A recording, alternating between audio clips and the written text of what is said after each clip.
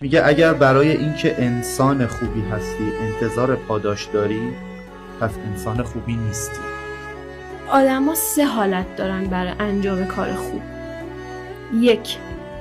کسانی که معامله میکنند، یعنی میگی من این کار خوب رو انجام میدم تا در اون دنیا با وعده دین الهی که به من داده شده، اون وعده بهشت نصیبم بشه، پاداش اخروی نصیبم بشه. 2 تا 4. بله، ولی این معامله است.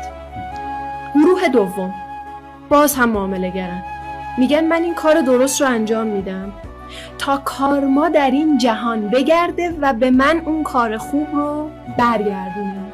یه نفر باید این خوبی رو به من بکن، من این خوبی رو کردم.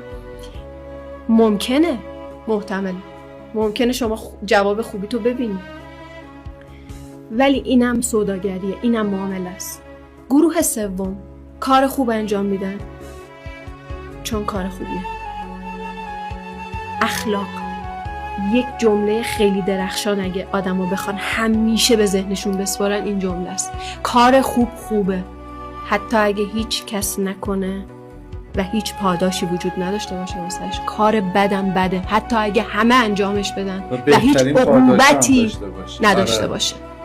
و اگه تو انجام دادی کار خوبی و برای پاداش، پس آدم خوبی نیستی.